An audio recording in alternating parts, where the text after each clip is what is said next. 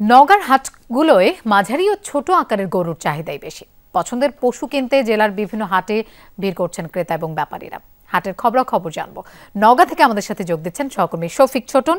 শফিক, কুরবানির ঈদ সামনে আসলেই যে প্রশ্নগুলো খুব সাধারণভাবেই চলে আসে, কুরবানির হাটের পশু সরবরাহ কেমন দেখছেন এবং দামের বিষয়টি বিশেষভাবে একটু জানতে চাই। এবার হাটে দাম কেমন, গরুগুলোর ক্রেতা সমাগম সেখানে কেমন? লোপা, নওগাঁতে বেশ কয়েকটা হাট রয়েছে।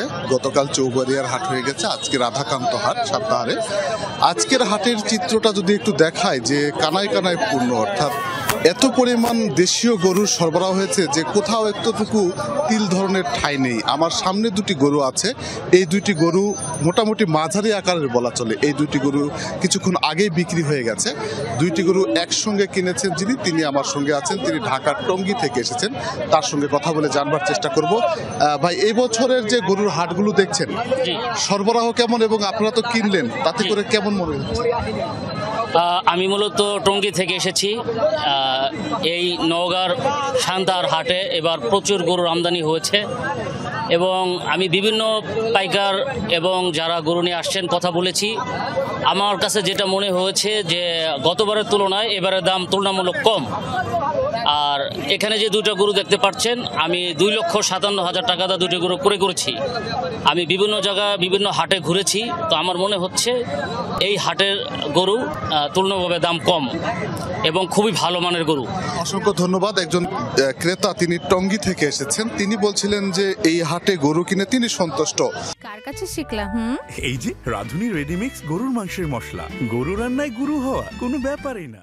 পাশাপাশি আমরাও কিন্তু বলতে পারি যে প্রতিটি হাটের চিত্র ঠিক এরকমই।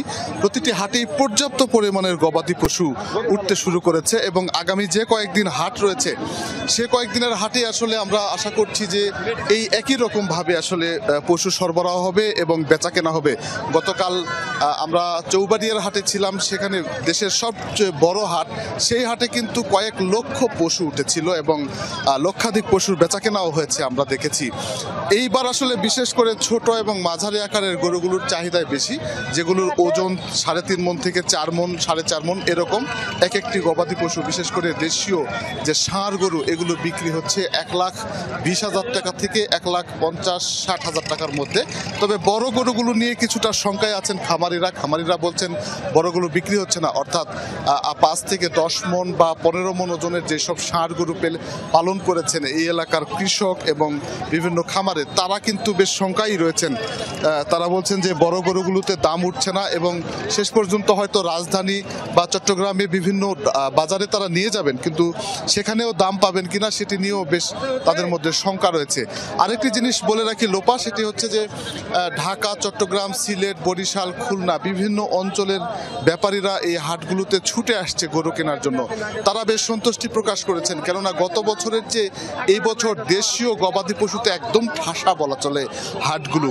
যেমনই সরবরাহ বেড়েছে, তেমনি কিন্তু বেচাকেনা একেবারে তুমুল বেচাকেনা। বিভিন্ন অঞ্চল থেকে মানুষ এসে গবাদি পশু কিনে নিয়ে যাচ্ছেন এবং যারা কুরবানি করবেন তারাও তাদের পছন্দ মতো গরু কিনতে ভিড় করছেন বিভিন্ন হাটগুলোতে। আমরা একজন বিক্রেতার সঙ্গে একটু কথা বলে জানবার চেষ্টা করি, এবারের হাটে বেচা কেনা কেমন এবং দাম পাচ্ছেন কেমন আপনারা? বাজার কম, একটু বাজার কম। কেন? বাজারের আমদামি বেশি জন্য বাজার কম হচ্ছে। কেমন কম হচ্ছে? গত বছরের চেয়ে ওই সীমিত কিছু কম হচ্ছে, কিনার দাম হচ্ছে একটু কম হচ্ছে। আচ্ছা, বিক্রেতারাও কিন্তু বলছিলেন যে এবার তাদেরকে আসলে সীমিত লাভ করেই ছেড়ে দিতে হচ্ছে। যারা বাড়িতে, অর্থাৎ একেবারে পারিবারিক খামারে যারা গরু পালন করেছেন, তারা কিছুটা লাভের মুখ দেখছেন, কিন্তু যারা স্থানীয় ব্যাপারী আছেন তারা খুব একটা লাভ করতে পারছেন না। তবে বেচা কেনা আর সরবরাহে একদমই জমজমাট অবস্থা সবগুলো হাট, এমনটি কিন্তু আমরা। শফিক, আপনাকে ধন্যবাদ আমাদের সাথে যোগ দেবার জন্য।